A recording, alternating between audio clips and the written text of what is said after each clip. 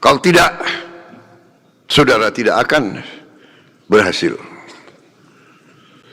Ini berlaku untuk setiap tingkat.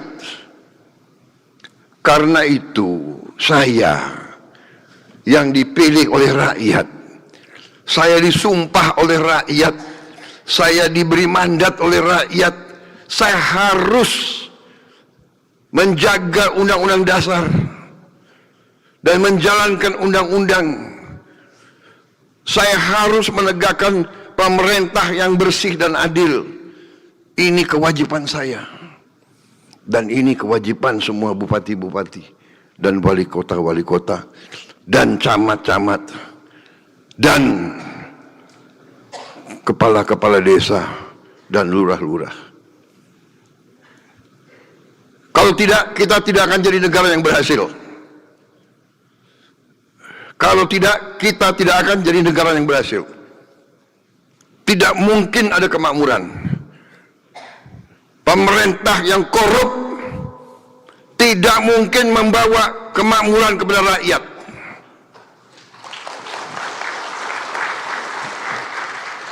Kita sudah lama jadi orang Indonesia, ya. Entah partai mana, ya. Kita harus berani ngoreksi diri kita. Kita harus berani. Saya juga kadang-kadang ngeri juga dengan ucapan-ucapan saya.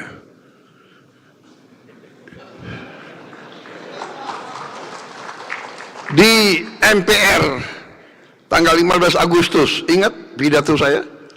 Saya katakan, kalaupun ada anggota Gerindra yang melanggar, saya tidak akan lindungi. Beberapa hari kemudian ada anggota Gerindra, tapi dia anggota, dia belum kader. Kalau kader itu ikut pendidikan. Yang tadi itu Ottoman itu dia harus belajar itu. Aduh, dia nggak keburu ikut kaderisasi. Tapi tetap saya agak malu saya. Sebetulnya orang itu menarik ya. Mungkin dia khilaf. Saudara-saudara, apakah tidak ingat istri dan anaknya? Kalau tangannya diborgel pakai baju oranye, apa tidak ingat anak dan istrinya? Saudara-saudara sudah dengar saya pidato berapa kali? Iya kan? Dari sebelum saya dilantik, sesudah dilantik, pada saat dilantik, terus saya ingatkan. Semua lembaga, bersihkan dirimu sebelum kau akan dibersihkan. Dan kau akan dibersihkan pasti.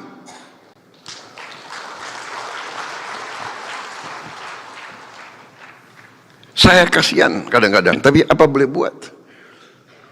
Dapat laporan dari Jaksa Agung, dapat laporan dari penegak-penegak hukum yang lain. Pak, datanya begini Pak. PPATK laporan.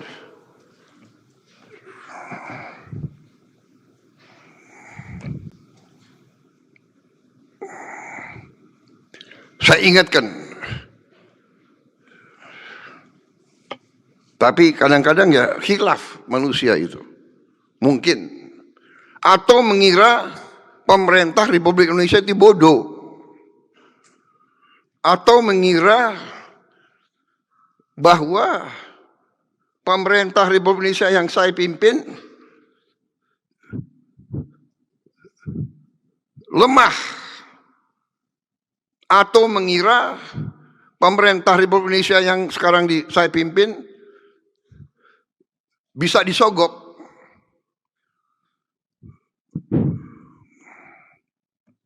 Saudara-saudara, saya sudah disumpah, saya akan menegakkan, saya akan menjalankan kewajiban saya. Karena saya sudah bersumpah, saya takut yang di atas, dan saya takut mengecewakan rakyat Indonesia. Itu.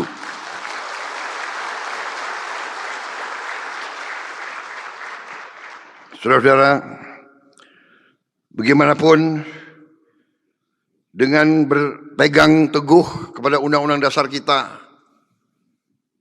di mana saya berpegang teguh kepada rancang bangun yang dibuat oleh pendiri-pendiri bangsa, saya percaya Undang-Undang Dasar 1945 adalah undang-undang yang operasional,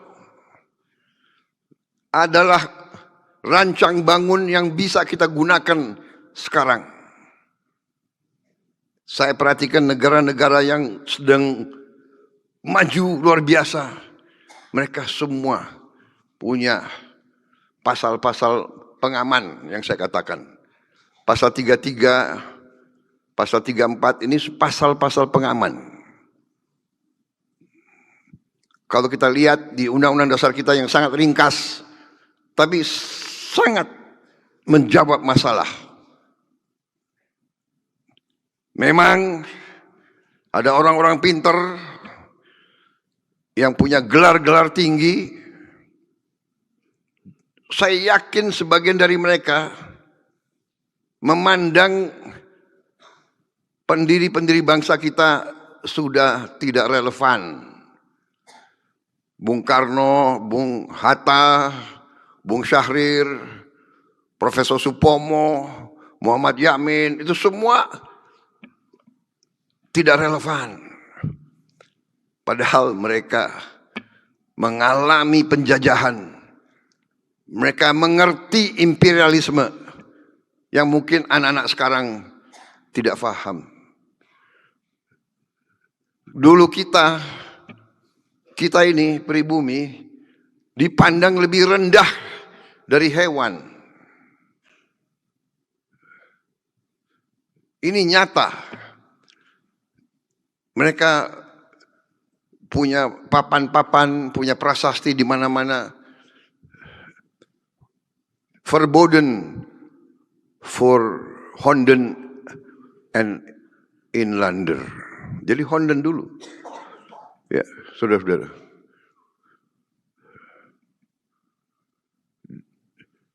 Pribumi dan anjing dilarang masuk. Jadi kita disamakan dengan anjing. Dan tidak hanya di kita. Di India begitu. Nah itu. Dan bedanya di India dipertahankan sebagai bahan pelajaran untuk anak-anak muda.